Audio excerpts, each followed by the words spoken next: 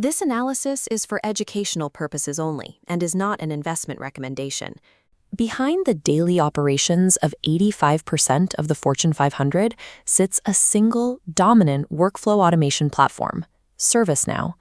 By late 2025, they reached $13.3 billion in annual revenue, maintaining growth above 20%. To put that in perspective, Salesforce decelerated to 8% growth, and Microsoft Cloud to 18% at a similar scale. Yet the market has recently punished the company with a massive 43% year-to-date drawdown in 2026. Investors are pricing in a specific fear currently sweeping through the enterprise software sector: seat compression. For 2 decades, software companies have billed clients based on the number of human employees needing a login.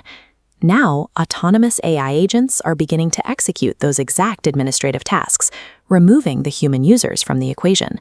If the humans vanish, the per-seat licenses vanish with them. ServiceNow's current valuation hinges on its ability to transition away from the pricing model that built it. The next 24 to 36 months will determine if this crash represents a fundamental break in the business model or a historical mispricing. To understand the stakes, we have to look at how ServiceNow became an infrastructure standard. Historically, corporate departments like IT, HR, and finance operated in isolated software silos that could not share data. Founder Fred Luddy solved this by building a unified data model, a single horizontal database structure that allows requests to flow seamlessly across every department. This chart shows the direct financial output of that architecture.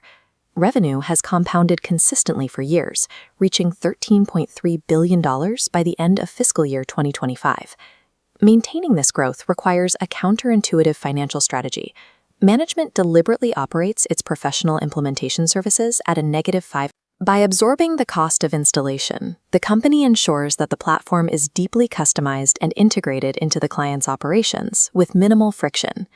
Once the system is wired into a company's infrastructure, the client is functionally locked in, securing years of predictable subscription revenue. This deliberate upfront loss is the engine behind their 125% net revenue retention rate. Existing customers buy 25% more software every year because the platform is too integrated to abandon. That model is now facing its first structural test. Right now, nearly 97% of ServiceNow's revenue is still derived from billing clients per human employee license.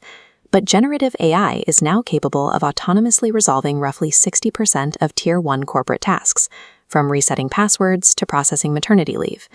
The rational corporate response to this automation is to reduce human headcount, which simultaneously removes the need for those corresponding software licenses. This shift threatens to collapse the core economics of the traditional per-seat model that the SaaS sector has relied on for decades. ServiceNow's hedge against this erosion is a new product called Now Assist. Instead of charging for human access, the company now sells AI credits that are consumed whenever an automated agent resolves a request. This decouples top-line revenue from employee headcount. Revenue can continue to grow based on the volume of work performed, even as the number of human users decreases. The adoption metrics for this pivot are significant. In just 8 quarters, the Now Assist product has grown from $15 million to $600 million in annual contract value.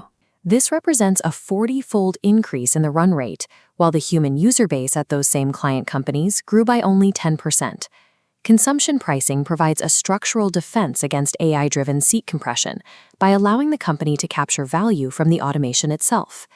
Despite the AI pivot, the legacy business is protected by high switching costs. A standard enterprise client requires between 25 and 40 custom API integrations to run the platform. Replacing that system typically costs $5 to $10 million and involves up to 3 years of operational disruption. While those mission-critical workflows are safe from churn, a vulnerability exists at the edge of the business. This is the long tail of low-complexity requests, simple tasks like booking a meeting room or checking an expense status. Microsoft is targeting this exact casual user base with a product called Agent 365.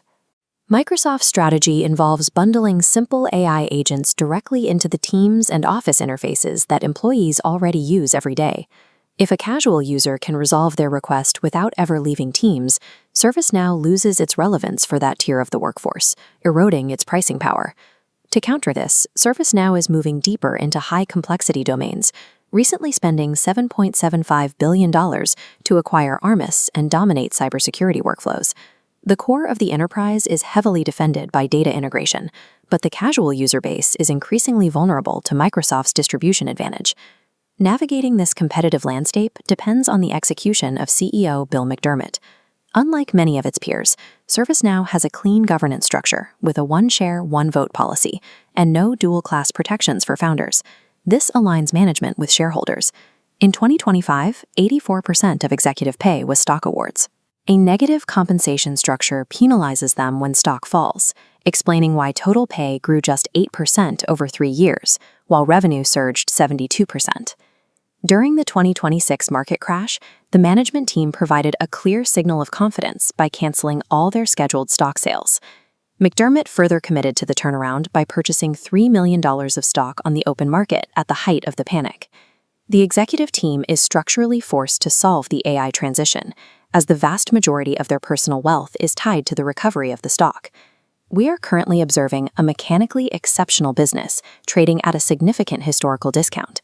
With a price-to-free cash flow multiple of 26.9, the stock is trading near its historical floor relative to its cash generation capability. The central question is timing. The $600 million run rate of Now Assessed must scale fast enough to offset the potential erosion of the legacy per-seat business.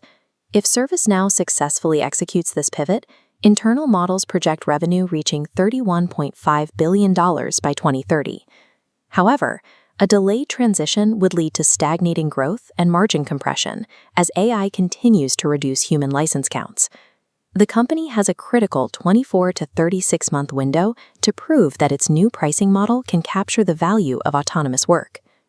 The next 8 quarters will determine if ServiceNow emerges as the operating system for the AI era or a casualty of the per-seat model.